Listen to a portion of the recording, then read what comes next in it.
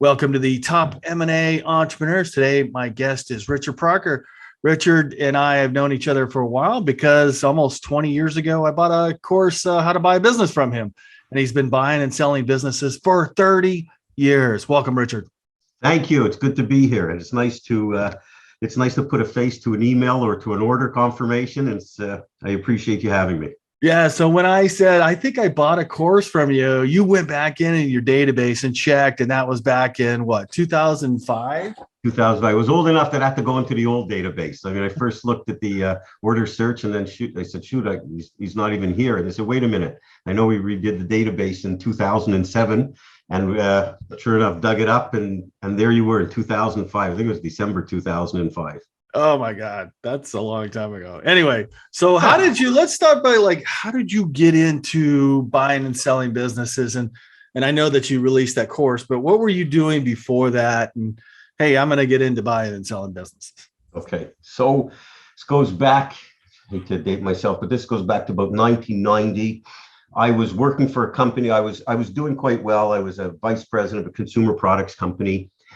And through my brilliance, I managed to plow a ton of money into the stock market and then found out this whole concept about margin and said, oh, wow, this is pretty good. I could double down and only use the same amount of money. And I blew everything and wound up with about 60 grand in debt, which is pretty interesting considering my gross annual income at that point was $72,000 a year. So I was in a little bit of trouble. Yeah. And I realized that there's no way I'm getting out of this hole. And my then wife was pregnant with our first child. And I realized there's no way I'm getting out of this hole working for somebody.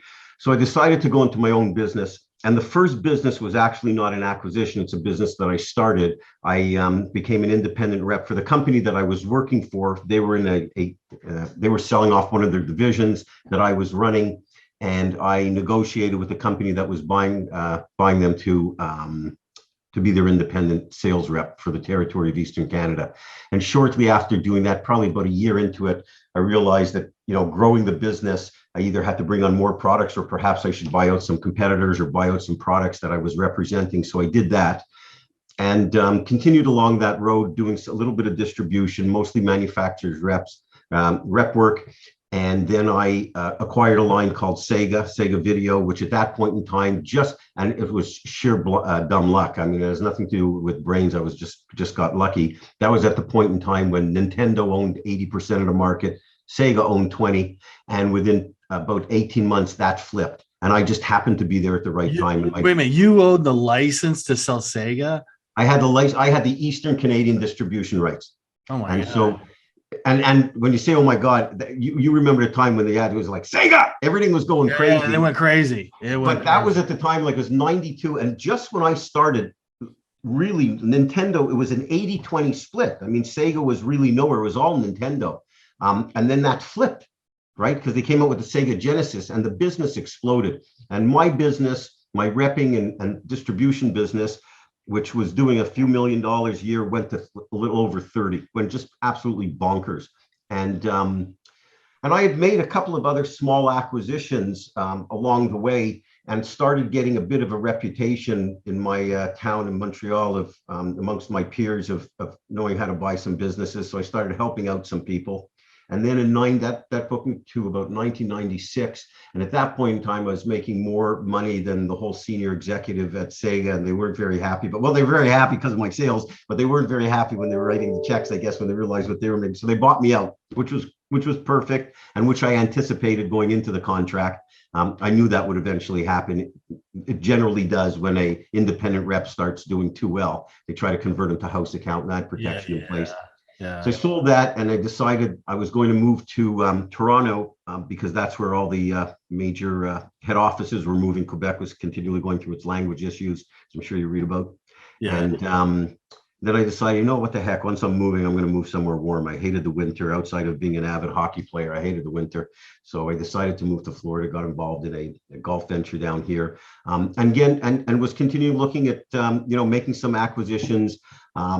And then in 1999, I was looking at a business down here, which was in the commercial laundry business. It was the distributor for a well-known brand in the commercial end, not residential, that would supply hotels, condominiums, apartments, dormitories. For, you put in your 75 cents or 50 cents at that point in a quarter for a dry. They sold and serviced those machines. I was negotiating an acquisition of that company. I had the offer all done, signed, everything in place, deposit in place, and started doing the real formalized due diligence, and found out that, the company was an absolute disaster. I mean, it was a complete house of cards. It was everything that someone would fear could happen was in place at that business. And I decided to rescind my offer. And walking out of the place, and I remember it like it was yesterday, when I was walking out, going to my car in the parking lot, I remember thinking to myself, the average person who looked at this business and had got to the point that I got to would have more than likely gone through with the transaction. And it was strictly because I had a background of experience in really digging into a company to find out, what red flags are, what's good, what's bad. That's the only reason why I was able to catch what I caught and backed out of the deal. But I said, the average person would have gone through with that, and it would have been a disaster. I mean, it wasn't a monster acquisition. It was just a little over $1 million. What were the red flags that you started to see that said, oh, and then the more doors you open, the more red flags? Okay, so we could start with a number of things. They had two very distinctive sides of their business. One was the repair, and one were the sales. And Stoddard found that what was unbeknownst to me, that the owner of the company, he had a lot of these machines that he owned, that he placed personally into a lot of locations. He was doing service, not charging the company. Okay, so he was having his own employees do free service for all of his machines. That's the first thing. The other thing was, and I can go through a list, I say you go through the laundry list, pardon the pun, inventory. They were doing a lot of part servicing. When we went through the inventory, their list say it's all good and resaleable inventory. But to starting digging through how many units, and keep in mind, washing machine and dryer machine parts, I mean, the tiny little parts, you can have a box this big and it can have 500 pieces in it, right? And started going through those and realized that in some cases they had 15 years worth of inventory. And what had happened was they had a reputation for being the place where, if you had an old machine, you could find the part there. But a lot of these parts are really expensive. And so they're saying, well, we have about a year's worth of inventory. But some of those cases you had, they'd sell, 15 a year, and they had, 180 parts, 180 pieces in inventory. Yeah. Then there was a case of, there were a couple of people that were being paid cash. So what he was doing was the machines that he owned, right? He was taking the machines, the cash out of the machines, not putting it through the business, okay, but saying, here's how much the cash was generating. So give you an example of saying there's, $100,000 in unreported income that I take out of the machines. But it was cash in and he could cash out. Yeah. But so what he wasn't trackable. Well, what he wasn't disclosed, it wasn't trackable. And the other thing was he was paying. So it'd say like, well, let's say that number was 200,000, but he was paying people and suppliers in cash and wasn't recording it. So that even if that number was legitimate, it was grossly reduced. Yeah. Right. And I was trying to explain to him, hey, you can't steal it twice. Right. I don't run a business that way. I put everything on the books. But you can't steal it twice. If you want to steal that money, that's your business. I don't judge. Right. That's up to you. You could, as long as you don't mind looking over your shoulder for the IRS, but you can't expect to get paid for it on a multiple. Yeah. Right. I mean, you just can't steal it twice. There was the inventory of the machines. Again, also the machines themselves, a lot of them were machines that just simply weren't wanted in the marketplace. This particular brand, the big washers and big dryers that you'd find in coin laundries, this brand wasn't sought after. And he had a lot of that. Okay. Yeah. And said there's a relationship with the manufacturer. You can exchange. The manufacturer said, no, that relationship doesn't exist. So from one thing after the other, I mean, it was endless. Right. And then finally just threw up my hands and said, this is not going to, made a call. Made the call and happy that I did. And as I was in the parking lot, I said, I'm very curious what the average, what an individual does who's looking to buy a business on the lower end, maybe not even $1 million, but buying a $200,000 business. What resources are available? How can people help? I've been dealing with and doing some brokerage for many, many years and recognize that, by and large, brokers can be an impediment to the deal, and they certainly don't, go out of their way to help the buyer. Their interest is selling a business, getting it closed, and not necessarily making sure that the individual buys the right business. So I was very intrigued and say, okay, what type of information is available for individuals outside of hiring, a $500 an hour accountant? Because CPAs aren't the right people to guide them, and nor are their attorneys. They need, proper consultation. And this is when the internet just was, the bubble was bursting. Yeah, Jesus. And, everything was free. Everything was free at that point. So I started, getting busy with the internet, and it was more intrigued from a standpoint of research, and realized there's not a lot available. There were a lot of books about buying a business, right? But they were very basic and good. I mean, no education is bad education, but there was really nothing that took a buyer, an individual who had no experience for the most part, by the hand, step by step, through every stage of the process. Yeah. And here's what you are, what you're going to face. Here's what you need to know. Here's what you need to do. Here's how to do it. And if X happens, here's what you do in that situation. If this situation happens, here's how you deal with it. Through valuing a business, and arranging financing, and negotiating the deal, and questions to ask the sellers. Because people, for the most part, still think of buying a business like buying a house. And I decided to take all that hundreds and hundreds of files of businesses that I looked at, or helped people look at, probably close to 1,000, and I always kept incredible notes. So I decided to put it into a course. Which I did. I wrote it quickly. I gave myself 90 days to write it, because when I was thinking, I still have it here. Yeah, great. When I was printed it out. Yeah. Yeah, great. When I was thinking about writing, I started speaking to a lot of people who would, about writing books. And, you meet a lot of people said, I'm writing a book now. And you say, well, really, how long are you writing it? 16 years, right? No one gets to the finish line. I said, there's no way I'm going to do that. And digital publishing was just starting. So I said, you know what, I've got to get it out there.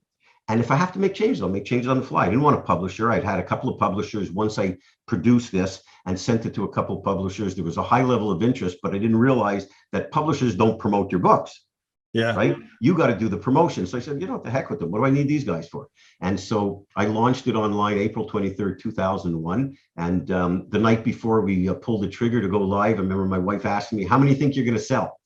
And my answer to her then is still where I feel now is, if I sell one and I help one person buy a good business, or make sure one person avoids buying a bad one, that's going to be perfect for me. I didn't do it for the money. It was a labor of love. If I never didn't sell a single book, or never sell another one, a guide again, doesn't change my lifestyle. But that was my only motive, was to help one person. I just never thought it would turn into what it turned into, ever. Yeah. I mean, it's crazy. It's 20 years later. What has it turned into? I mean, how many courses do you think you sold over the last 30 years? Probably 100,000. 100,000. Wow. Yeah. And are you surprised or shocked, within the last 5 years, so many other people are getting into the business of teaching other people how to buy businesses? I'm not surprised at all. I'm scared, to tell you the truth, because a lot of these are courses and boot camps for thousands and thousands of dollars that are trying to teach and preach this idea of buying businesses for no money down, or distressed businesses. And I haven't attended these webinars or weekly retreats or whatever. So and I'm certainly not going to disparage any of the individuals, but conceptually, it just doesn't work, right? Yeah. And so it doesn't work because what? I mean, buying distressed businesses is not for the faint of heart. I bought a distressed business, and it took me emotionally, a year to turn it around, and a lot of money. Yep. Yeah. Well, so my line on distressed businesses is this causes a lot of stress. I mean, you're buying someone's garbage, right? So yes, can you buy a business for no money down? Yes, you'll buy garbage, right? For the most, out of 1,000 times, can you find one that's a good business? Possibly. But think about it this way. Why on earth, unless a seller, there's a morbid reason, death, divorce, illness, etc. Why on earth would anybody sell a good business to a stranger for no money down? I mean, this is not like buying a house, right? Where if in a year, if the people don't take care of the house is still going to be standing. If you don't take care of the business is gone, bankrupt, not coming back. So Nobody sells a good business for no money down. Now, there are cases where they may sell it to an employee or a family member, someone they know, or someone who has familiarity with the business. but they're not selling it to a stranger for no money down. Certainly not a good business. A distressed business, if you don't have the stomach for it, and if you don't have the brains, and if you don't have the capital, it's gone. It's on its way to being gone anyways. So it's going to go quicker. So you need to know what you're doing, and you need to have money to put into it. So you may get it for very little down, but that's not where it ends. I mean, the money only starts at that point. And so this concept, it just doesn't work in the real world. And that's why, I mean, over the years, I mean, I can't even tell you how many, 2 of them or 3 this week, where people emailed us and said something about that exact concept. Can I buy a business with no money? You know, if how many courses we've sold, I probably could have sold 10 times the amount if I told people, yeah, you could buy it for no money down. But it's not reality. Yeah, I had a call from Europe. A guy said he wanted to buy a business, and I said, "Well, tell me how you got this concept of buying a business. There's no money down." Well, everybody in America is selling their businesses, so no money out of pocket. Like, yeah, that's not really happening. It's not really happening. Not good businesses. You went through the experience, you said, and it's painful. And if you don't know what you're doing, there's a reason why it's a distressed business. Now, there could be many reasons, but there certainly is one reason, whatever that may be. Lack of customers, bad ownership, failing product, no marketing, whatever it may be. But there's a reason why that business has gone south. And so, you know, I've just been a huge proponent of buy a good business, work on it, okay, build it up. Don't take out too much money as it starts to grow. Keep putting it back in, and you're going to wind up way ahead of the game. That's how I did it. I mean, my first business remained the basis for my income for years and years. The second, third, fourth, fifth, sixth business I bought, I never took a penny out. I just put it back. How many total businesses did you buy? 13. 13. And did you stack them on top of each other, or did you buy, sell? Yeah. Some, and some were investment. Mostly were businesses that I liked. That I like the concept, I like the model, I know what I'm good at, and I certainly know what I'm not good at, and I've got a lot more weaknesses than I do strengths. So businesses that would fit well with what I believe and what I, you know, actually, you know, I'm not trying to maybe being too humble. I know what I'm good at, and I know what I'm not good at. No, so buying businesses where I can invest in the business, grow them, put in good structure, even before, you know, advent of all the wonderful technology we have today, but good processes and systems in place, so that I always try to buy a business and think about selling it the day I bought it, even though I didn't want to even though I didn't buy it with the idea of selling it, I wanted to run it like I had to sell it. Yeah, that you wash the car, you clean it out. If somebody walked up and said, "Hey, I'll pay you for that because it looks better," and the day before they saw the same car and it was dirty, yes.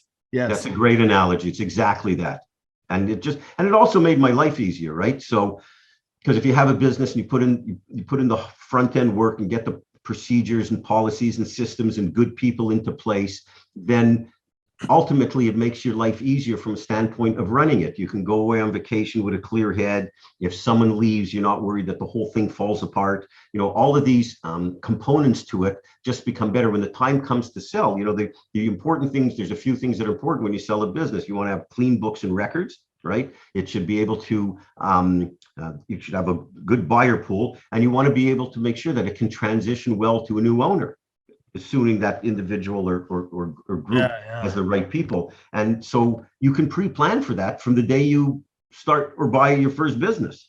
Well, let's talk about some of those businesses. What are we looking at, like the first couple, 2 or 3 that you liked and you're good at? So I know that my strengths are sales, marketing. I'm very organized, and I can cut through to the processes that need to be in place. Right. And I like to automate as much as possible, not getting rid of people, but I like to automate. I got to tell you, you must have learned a lot about automation. If your sales for Sega went from 1 million to 30 million, figuring out how to put processes in place. Yeah. I mean, the good part is they were the company I was a distributor. I didn't have to deal with a lot of that, but boy, did they ever. Right. Yeah. And they had, a good part of what they had, Sega Japan, which is called, Sega's abbreviation for service games. They've been, leaders and kings in the arcade business for it must have been close to 100 years. Right. Yeah. So when they came over to America, a lot of that was in place. A lot of it people, it was a different way of doing business, but a lot of that was in place. For me, it was really managing. The biggest challenge I had is the product was so out of control in demand. When we would release a new game like Virtua Fighter on the Genesis platform, like I'd get an allocation of whatever the number was, 30,000 games, right? And I had orders for 130,000. Wow. So, just keeping customers happy and making sure everybody got a little bit, and the ones that weren't loyal, making sure they didn't get any, right? Yeah. So, but those type of processes and systems, and making sure that the launch was handled properly, it took work. I mean, it took a lot of work, but fun work, right? I mean, it was really popular. It was crazy, and it was all advertising. It was all over the TV, and people would walk around going Sega. I mean, it was great. I totally remember that. Yeah. It So let's go back to like some of those. Like, what was the first business you bought that was a profitable business? What was the revenue size? What kind of business was that? Okay, so I started my rep agency, and then I bought a small. And when I was selling consumer products, set the stage a little better for you. I was selling consumer products to the major retailers in Canada. Let's carve out Sega and forget about that for a second. But I had the rights for one of them was an infant products lines, pacifiers, squeeze toys, bibs. It was a play school baby line that's was under license from Hasbro. And I was actually a rep for Hasbro at that point. And then what was happening is I was selling this product into all these retailers, like the Canadian version of CVS and Walgreens and Walmart, the Canadian version of those, which have been Jean Coutu, Shoppers Drug Mart, Zellers, those were comparable retailers. Walmart only came later to Canada. And what would happen is I'd sit with the buyer, we'd do the line listing for the year, we'd lay out all the products, the planogram and what it looked like. And it looked terrific, gorgeous packaging, blister packs, all laid out, all, perfectly aligned, looked great. And then you'd ship in the stuff to the store, do ads throughout the year and promote certain products. And then you go into the store and you look at your 4, 8, or 12-foot section and look like dog's breakfast, right? It was like, oh my God, like this has no relationship to what we hung up in the buyer's office, right? Like what this is supposed to look at. And I was losing sales because we realized that, merchandise was stuck in the back room. Goods were being delivered to the store. They didn't have adequate store personnel to put it on the shelves. There wasn't that EDS, electronic data systems, that you had, the transfer systems of the replenishment that came years later. So I bought a small company. It was based in, it was in Quebec, and an office in Ottawa, that they did retail merchandise servicing. So they had people that went into the stores across Canada and took the merchandise from the back room, hung it up onto the shelves, a third party, and the supplier, so in this case, let's say Play School Baby or whoever it was Goody brushes and combs, they would pay for that service because they knew it wouldn't get done by the store personnel. So I did that on test basis. Then I bought 3 other ones. I rolled up with a few partners to be able to do this across Canada, where we had offices. So it was coast to coast. Canada's a big country. So there were people doing similar. This way, it's big, right? So the people were doing some similar stuff on a very, very, very regional basis throughout Canada. So I bought and brought them in as partners. One in the maritime provinces, another one in Ontario, one in Western Canada. And we formed this company, which was called Devrew, DEVREW Merchandising, which was the one of the names of a company that my partner, who company we acquired, was doing it in the maritime provinces. And we were doing, it was a small business at that point. By the time I exited, it went from about a $500,000 business to $4.5 million. That's very profitable. Very profitable. We're selling labor, right? Yeah, somebody come into your store. They have a picture of what it's supposed to look like. They'd come into a store like a CVS, go to the back room, get all the products, and then go rearrange them on the shelves at CVS. Correct. Yeah. Correct. When you see, sometimes you walk into the drugstore and you see someone working from Carlton Cards or something, they're rearranging. Oh yeah, you're always asking, where do you find that? He goes, I don't work here. Yeah, I don't work here, right? They're doing the greeting cards. Greeting cards are horrible because people put them back all over the place. The products we were doing, a little easier, a little bigger, but yes, that was the concept. Then I bought another rep agency. Then I purchased a piece and started another component to an infant products company. After I was doing the Play School Baby work, decided to go into competition with them. on some of the soft goods, infants, onesies and bibs and what have you, and hooded towels, the vomit cloths, those type of things. And started importing those directly from Asia. And I went into, and we bought a smaller company that was doing some cut and sew operations. So those were related. And then there were and they're related, and you had knowledge about that experience. Yes. You know what the KPIs were. Yeah, exactly. And could understand, and, trying to keep in mind, focusing on what I'm good at. And also at that point was being able to sell more stuff to the same group of customers. Like I didn't want to have to learn a whole new customer base and through the whole introductory process. So that was good. Then I bought some crazy wild ones. I bought one, an ironworks company, believe it or not, that did decorative ironworks. And the reason why I bought it was with, it was foreign with my late brother-in-law was a terrific guy. And then, so how did that one go? The ironworks. I mean, ironworks, it's a visible, I kind of, sometimes I like those businesses where people build stuff and you could see the finished product and you're proud of it. And then you install it in front of somebody's house and you go, hey, I built that. You drive by and.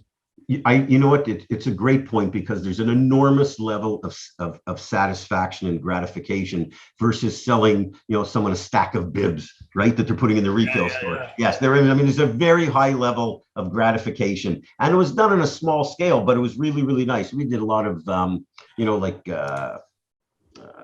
driveway gates and, ornamental fixtures and stuff like that. So it worked okay. And my brother-in-law did all right with it. And then, fast forward to here in Florida, I bought a legal documents company, a company that did legal documents. If any of your listeners familiar with LegalZoom, I mean, they do, there's templates of certain agreements, whether it be incorporation or other type agreements, but there's enormous market in America. Unfortunately, coming from Canada, we're not a litigious society. I don't sue anybody, but in the United States, everybody's suing everybody else, right? Yeah. And there's the courts and the costs for individuals to take something to court, whether it be divorce or guardianship or support, that type of thing, for lower income individuals is really prohibitive. It's not only prohibitive from the standpoint of the cost if they're going to hire an attorney, but it's really daunting for them when they walk into a courthouse. You have, for example, I think it was in Missouri, you have 42 counties and every county has a different set of documents to file for an uncontested divorce. Wow. And so this company that I bought, they had a barrage of phone calls that they really couldn't handle. But they were doing the document preparation work for individuals that were going to represent themselves in court. It's called. How did you come across that? Now you were already selling your course, and you were.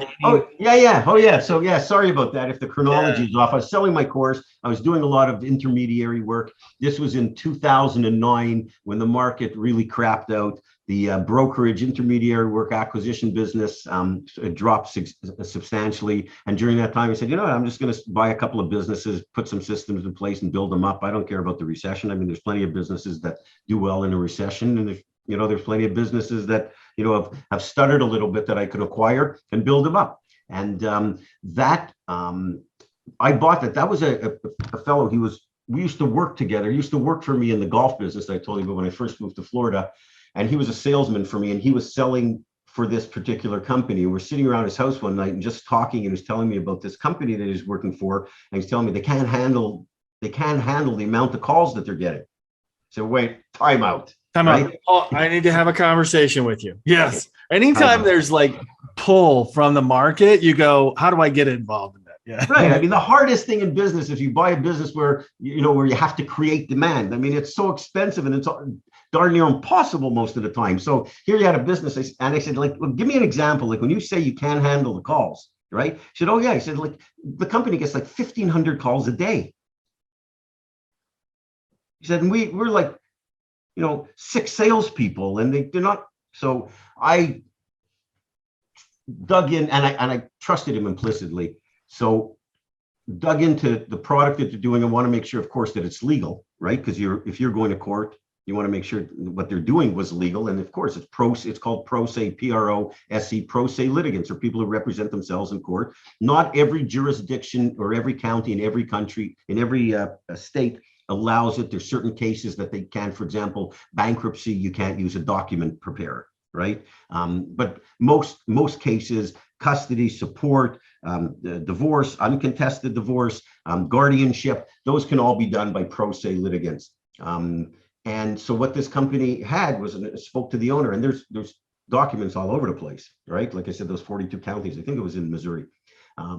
So I said, okay, well, I liked what they're doing because the amount of calls, and he was a mess. The guy who was running it, he wasn't paying people properly. There were no systems. You're getting 1,500 calls a day. You better have some systems in place. Yeah. So I spoke to him a couple of times, and then I bought the business from him. I paid him what he wanted for the business. It was grossly overpriced, but it wasn't a lot of money, right? And it was a private company, so I can't disclose the number, but it wasn't a big number. Does he just want to get rid of the headache or what? Because I liked the business, and I just wanted to get rid of him.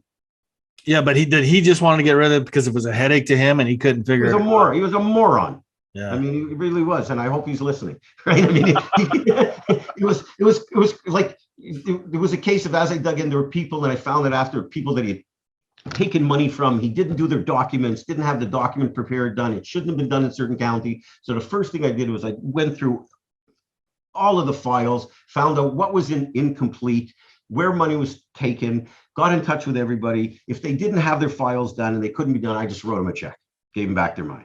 Right? That was just like, first, let's try to clean up this whole mess, because the last thing I want is I didn't want the salespeople to be spending their days answering calls from upset customers who were right. Like the last thing, you're never right. You don't take people's money and not provide a service. If you can't provide it, if you did it inadvertently, you thought you could do a uncontested divorce in the St. Lucie County, and you realize after you can't do that when well, just give the people their money back, right? I mean, it's very simple. So I first cleaned all that up and told the salespeople, look, we have all these calls. These are going to continue to come in. Just let's get everybody clean, right? If the company took money from, even though I legally, I didn't have an obligation to do that, but it's the right thing to do. So the first thing, make everybody right. And over time, he said, if there's any of those calls coming afterwards, just clean them. Just give them a check. I mean, we don't even have to go into the details. So that was step one. The second part was saying, okay, let's automate this whole process, because it used to be people would call up, they would intake the information manually, they'd send it out to a document preparer. The document preparer would do the documents. They would send them out to the customer. The customer would then file them. But there was no way in communicating with anybody how all of this was happening. So I spent at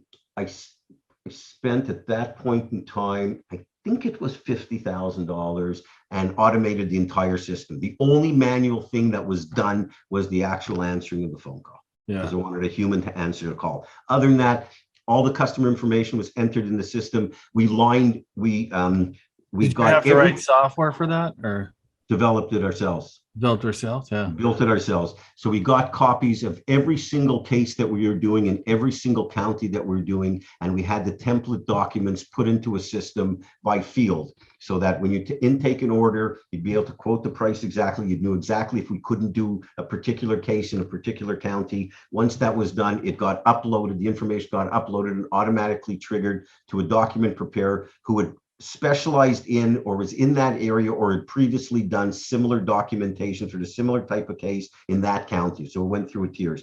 They completed the documentation. If they have any questions for the client, they could communicate with the client, get the information, and then the information got uploaded, sent to the consumer, and we followed up to make sure once it was filed, they sent us back documentation to confirm it was filed. If it wasn't filed, we helped them get through what was the reason not, because the clerk of the courts in a lot of these areas are really difficult people. They make it very hard. They certainly make it hard on poor people. I could tell you that much, which is completely crazy. Like the people who need it most suffer the most. It was eye-opening. And I ran that for a few years, did very well with it. We had a good staff. What do you think your ROI was on that when you sold it, right? Well, here's how I sold it. I ended up, I wanted to start taking it easy. So I brought in a partner from, someone from Canada. He came in, he bought 50% of the business, wanted me to help him run it for a while. And we said, we'll come up with a plan and a formula in advance for him to buy me out for the balance. I mean, the money in that business is about 8 or 10 times what the investment was. So that turned out pretty good. Yeah. And what happened was when I had my 50% of the business, my father passed away on June 13th, 2013. And that was not long after I'd sold the first 50%. My dad and I were really close. he was up in Canada, and I just was really not in the. I wasn't really in the mood to work, and with the partner, he was an okay guy. I was teaching him, right, and he really got the hang of it. We had a deal in place. We were probably a year or two out from when he would trigger the buy on the remaining 50%, right? But he was running the business. He had already moved it to his own location. He was running it. I wasn't really involved. Was checking in or whatever. And then I went to see him. I said, look, I just, really don't have the stomach or the interest to have any involvement, oversight, anything whatsoever. So forget the agreement that we had in place. Let's just come up with a number that you're comfortable with. And I'm going to give you the deal of the century to buy the other 50%. Yeah. And he did. And that was done.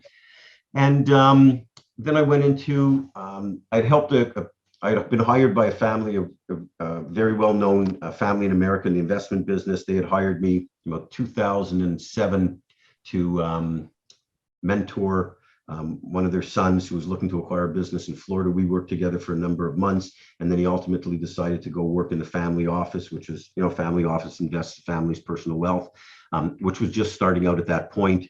And it was the best decision, certainly at that point. He ultimately became the co-CEO. The family office has like 100 people, and it's uber wealth. And then and I've been doing a lot of intermediary work along the way. I had that window of the legal documents business, but I was doing a lot of buy side and sell side intermediary work, which I really enjoyed, right? And a lot of leads would come from the course. People would hire me as an intermediary consultant, or getting a lot of profile, writing a lot of content online, getting hired by sellers, and was doing that, and I was really enjoying it, and decided in 2017 to go into the investment business. With that family, my dear friend decided to leave the family office and start doing some of his own investments, and we hooked up together and went into the investment business. And I took a break really from the M&A world for 4 years. Roy Street Advisors. It was prior to Roy Street. It was called P Squared. P Squared. Yeah. Okay. And that was a Dalio family office funded investment. My partner was Devin Dalio. Ray Dalio? Yeah. So Ray's son, Devin, and I were partners and been very, very close friends. And the family hired me to mentor their eldest son in the investment business. So I did that, started in 2017. Made a number of investments, bought co-investments in about 120 Taco Bells and Applebee's and some other fund investments. And then on December 17th, 2020, my dear partner and cherished friend, Devin, was killed in a car accident. Oh, God damn. And he and I we're super close. Ray was our only investor. We didn't need another investor. You didn't need another investor. Ray was what's he worth now? Right now, 16 billion? Yeah, I don't know. I don't count. He's worth a lot of money. And the real neat thing about him is if you spend time with him, right, outside of the fact that you would realize very quickly how bright he is, right? No, you read his books. The principles. Other than that, outside of that, you wouldn't know if he was the richest guy in Connecticut or the poorest. He is just like a down-to-earth, great guy, humble.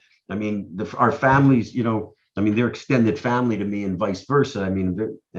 Especially in light of, the Devin's accident, but they're all family. They have 3 other sons. They are just like the kindest, fairest, most down-to-earth, humble, not showy. Just incredible. Incredible. And so it's unfortunate, of course, terrible. It was just a horrible scenario. It was a young man, 42 years old, and he was and like the rest of his family, just an incredibly philanthropic, like the kindest. When people used to ask me, people had this impression of what's the son of a billionaire like. People were blown away by him because he was certainly, he was the kindest, smartest guy that I'd ever met. When you take a combination of those two, my late partner Devin, and after that we had to figure out how to extract ourselves from the business, because the business was stood up for Devin. They didn't need those investments that we were making, and then decided I formed Roy. I took a lot of time off. After Devin's passing. I'm looking this up. Devin is I was a young guy. 42 years old. Yeah. With a young daughter. And an incredible guy. If you're really interested, there was an article written, I think it's called Institutional Investor. And they had spoken to myself and this Bruce Zimmerman, who does the investments at the family office, who Devin was quite close to. So just get some good perspective on him, the person. Because one of the things, after I spent too much time, obviously, but one of the things that happen when you're when that's who your father is, even after his passing, a lot of the articles were they spend time talking about Ray, and it's not about Ray, and Ray didn't want it to be about Ray, right? So that was a good article that you get a real good sense of the person he was. He was a terrific guy. People were blown away. Him and I, we shared an office. We worked face to face. I had relocated was working out of New York and Connecticut together. And then subsequent to that, formed Roy Street Advisors back into the sell side representation, which I've been doing for a little over a year. I have, great deal flow, right? So I have. Oh, yeah. Where does that come from? Where does your deal flow come from? Is that because of your social capital and the products that you've sold and your history, or what do you think it comes from? I'm blessed because I don't have to do any advertising. Yeah. And I know that I've conducted myself in a really good way, with the agenda to purely help people on both sides of the table all these years. And I'm not trying to blow smoke out of my own rear end. I really take pride in doing the right thing, good, bad, or otherwise. It's part of the reason why I got out of the lower end businesses, because even as representing sellers, I could never bring myself to letting a buyer buy a business in the shape that they were in. So my deal flow comes from attorneys and accountants, more often than times, that were on the other side of the deal, right? And buyers from the course, and I've written hundreds of articles over the years that are online and still contribute and write for Forbes. So attorneys, accountants, other buyers, other sellers, and to your point, I think I've built up some really nice capital of referrals. I never take on an engagement easily. I like to work with sellers for months or a year to make sure their business is ready. If there's any problems in place, to get those corrected. I like the business to be very sellable because I understand the buy side and what a buyer is looking for. So oftentimes, there's a lot of upfront work before even taking engagement. But the deal flow has been good. It's always been good. Yeah. Well, what size of business do you take on? I try to operate in businesses that I like to say are too big to be small, too small to be big. So in other words, between business brokers and higher end investment bankers, typically businesses with EBITDA. I say businesses with EBITDA from 1 to 10 million, but 10 is high.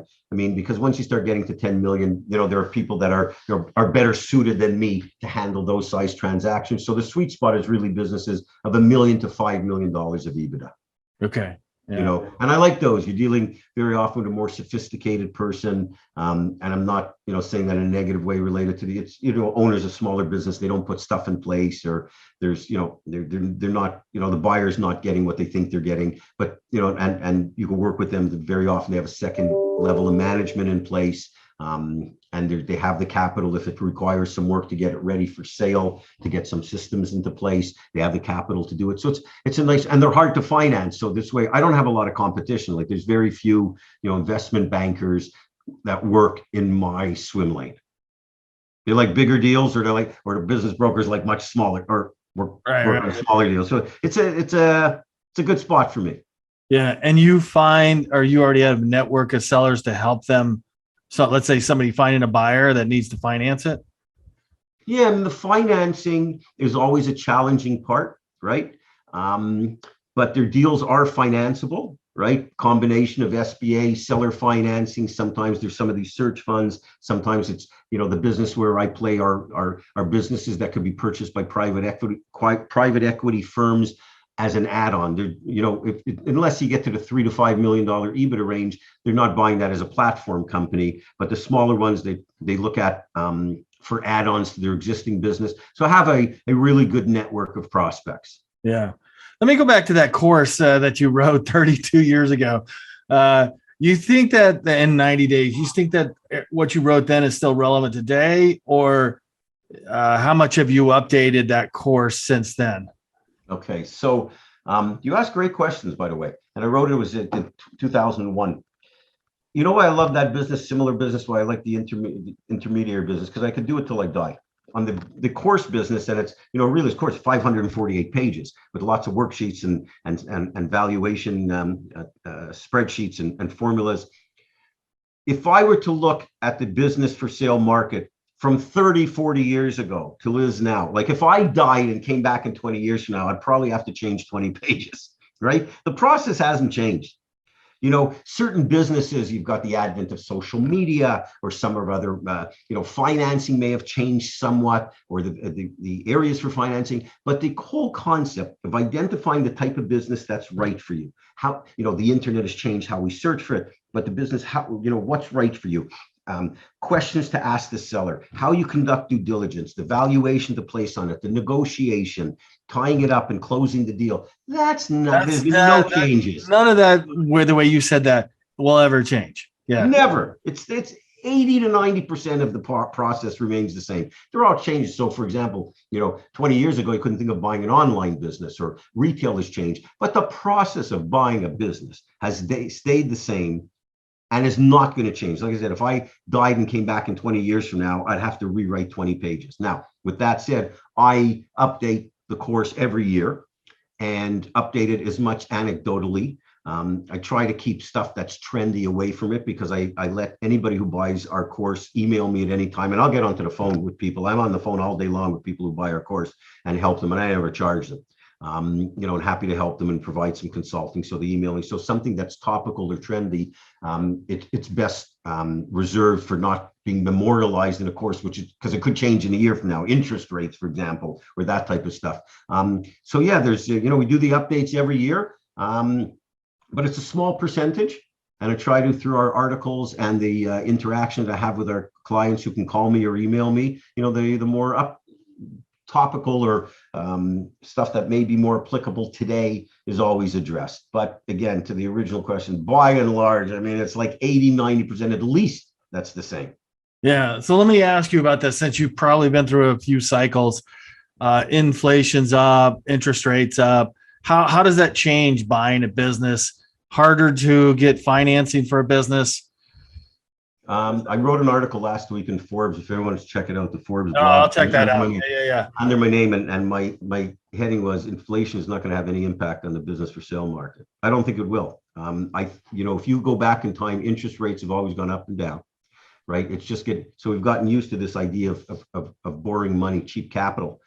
For individuals who, let's say, were borrowing from banks, which doesn't happen frequently, but more SBA type loans or seller notes. So instead of paying 4%, they might go to 7 or 8.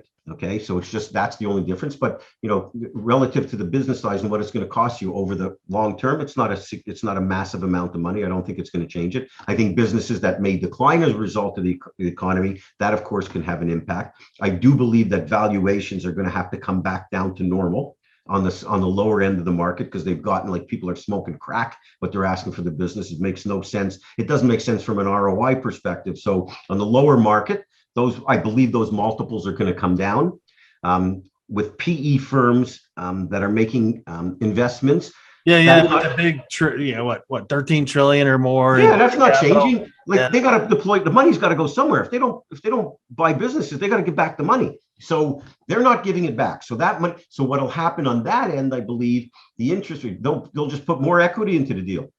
They're not going to leverage them as much. It might impact it a little bit. So they'll put more equity instead of levering it at some of them at crazy 6 times, they'll lever it at 3 or 4. They'll just put more equity in, which is better anyways. And so, is it where I think the inflation and interest rates are hurt is on the real low end of the market. And the reason being is when you get into the real low end, people use their personal resources.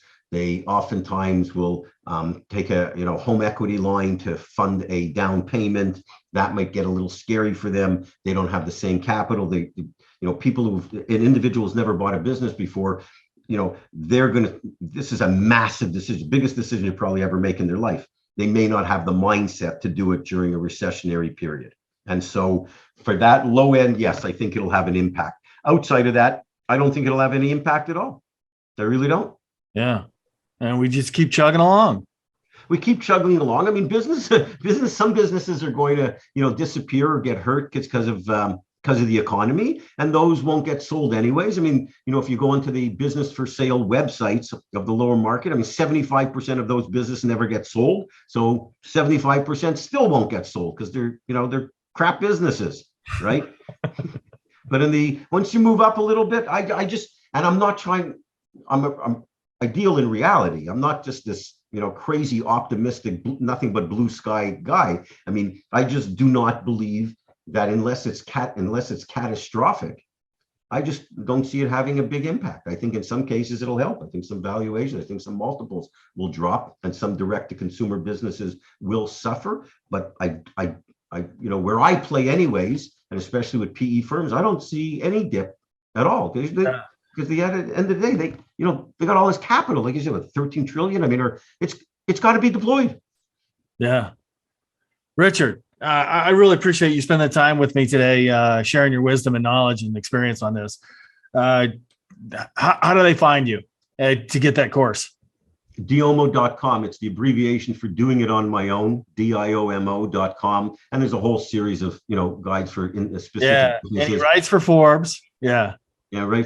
For Forbes. And that's an interesting article that people should read, that related to inflation. It's a sort of recap of what we just talked about. At the same time, if anybody has any questions, I never actively promote the sale of my materials, because it's, I hope people just, can help them in some way. But notwithstanding that, if anybody has a question or wants to get in touch with me, my email is rparker@diomo.com, and you email me with any question. I'm happy to help anybody. Yeah. And he's on LinkedIn too. So I'm on LinkedIn, and that's how we found each other. And it's really nice to connect with you after all this time. And you ask great questions, so I really enjoyed this, and I really appreciate you having me. Yeah, thanks so much, Richard. I appreciate it. Thanks. We'll talk to you soon. Okay, bye. Bye.